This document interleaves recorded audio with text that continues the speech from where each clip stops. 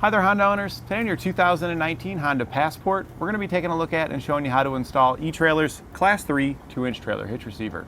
And this is what our hitch is like when it's installed. You'll only be able to see the receiver here sticking out at the back, but the cross tube is going to be hidden behind the fascia here, so you won't even know that it's there.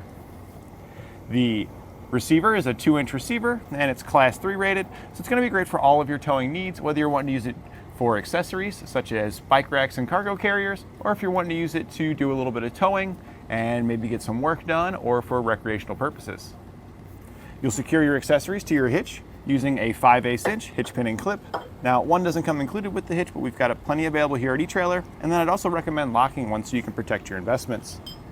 On bottom, you have hoop style safety chain loops with a very large opening that should accommodate just about every shape, size, and style of safety chain. This hitch offers a 750-pound tongue weight, which is the force going down on top of our receiver.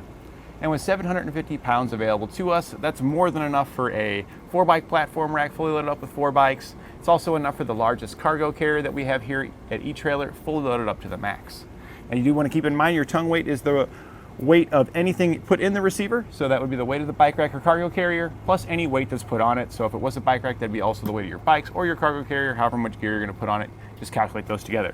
But the biggest cargo carriers we have here at eTrailer are only about 500 to 550 pounds for their max carrying capacity, which gives you plenty of headroom with this hitch here. You should never even hit that with a cargo carrier. It also offers a 5,000 pound gross towing capacity, which is how much you can pull behind it. And with 5,000 pounds available too, you can get quite a lot of stuff done. There's quite a lot of boats that you can pull with 5,000 pounds. Pop-up campers should be no problem. There are some smaller campers out there you should be able to pull. Utility trailers, whether you're wanting to get some work done. I mean, there's all kinds of things you could do with that 5,000 pounds. Now, if you are working with a camper that's really close to that or maybe just exceeding that a little bit, this hitch is rated for use with the weight distribution system. And when using a weight distribution system, your tongue weight will remain the same, but the gross towing capacity is going to increase from 5,000 up to 6,000 pounds. Now, weight distribution system will help take some of the weight that's sagging down the back of our vehicle here and redistribute that to the front axle, help them level out our vehicle and restore some lost handling and braking performance.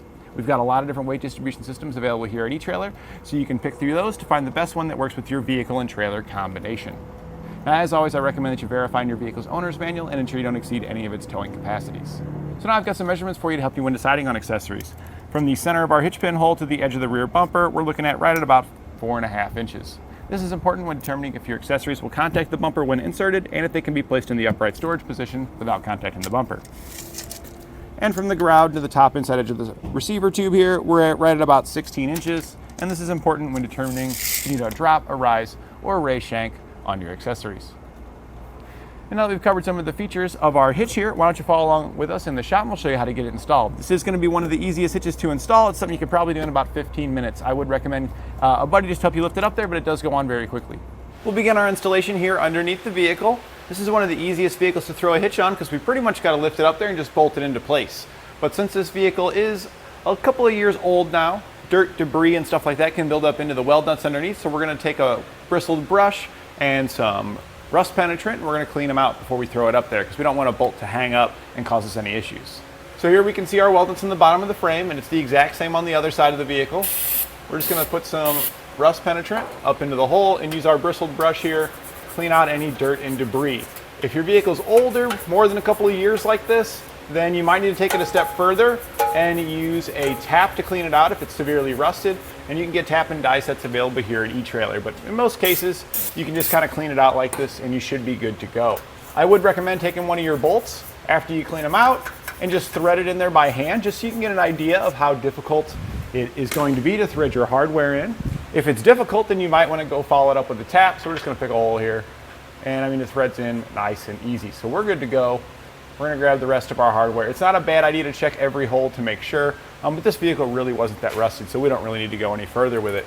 We're going to prepare each piece of hardware. Take your bolt, and your conical tooth washer, slide the washer on it with the teeth facing away from the head of the bolt, so that way they dig into our hitch. You'll have a total of 6 of these we're going to prepare. Now with an extra set of hands, we're just going to lift our hitch up, line it up with the holes in the hitch with the weld nuts in the bottom of the frame. And we're just going to lift it up and get one bolt started on each side. That'll hold the hitch up, making it easier to install the rest of your hardware.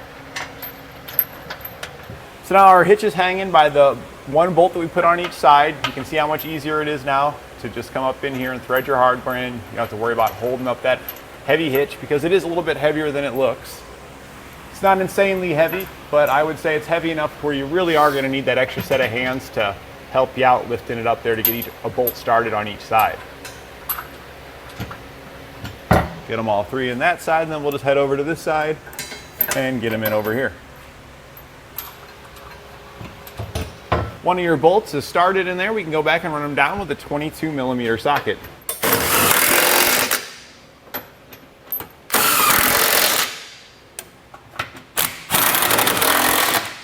And then we can go back with our torque wrench and torque them to the specifications outlined in our instructions.